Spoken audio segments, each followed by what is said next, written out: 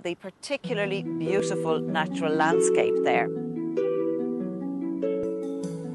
Kilreelig Artist Project is located at Bowlis Head on the Iveragh Peninsula, County Kerry, high above the rolling Atlantic.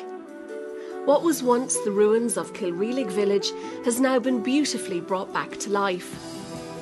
The cottages have been restored and are now studio retreats for all kinds of artists, poets, writers and craftspeople. Recently, Richard Hearns was fortunate enough to be selected from many hundreds of applicants for a residency period at Kilreelig. For me, if I don't paint, it's like I'm not breathing, really. I'm just so addicted to painting, really. It's just part of my life. From last year, I came to work more in Ireland, and I began to actually do residencies here in Ireland. And I'd been working from my family home in Dublin, but then I went out into the country more, and Kilreelig has been an amazing place to work in. The landscape is just full of contrasts. The weather just changes every 5 minutes, and even like today on a really wet and windy day, you can hike up Bowlis Head and, you know, watch the clouds moving. The skies change every 5 minutes, and the place is just full of energy. It's just so wild, and you can come back down and it all feeds into the work here in the studio. It's a fabulous place to work in. Richard was born in Beirut. He was adopted by an Irish couple and raised in Dublin. His love for art began at a very young age, and it was his experiences from travelling that gave him lots of inspiration for his work. My father brought me travelling because he had served with the UN for years, and he really introduced me to different cultures and my kind of love of travel.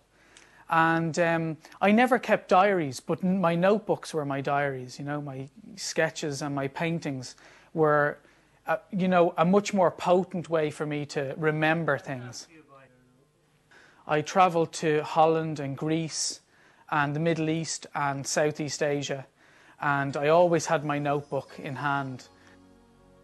The places that gave me the most inspiration and the places that I spent the most time in were Thailand, Laos and Cambodia. I think as a young man, it was somewhere I could afford to live and work as well. And it was so colourful, and the people were lovely, and it was just a captivating place to work. I found just unlimited inspiration there, really, for what I was interested in, because I was interested in the islands and in the people, and they were motifs that just I could repeat over and over again in my work. So they were the places I really was most captivated by.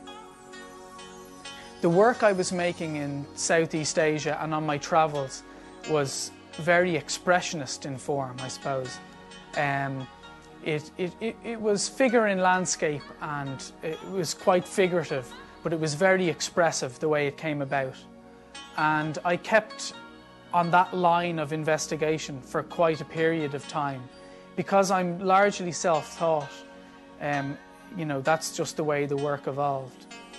And then I made a big change about 1.5 years ago, and I started to make this daily practice nearly of observing an object, like a still life object, like a piece of fruit or any object at all that captured me in the day, even mundane objects, and I'd study them and paint. And really, as regards seeing, I improved. There was a dramatic improvement as regards seeing and my application of paint and describing things.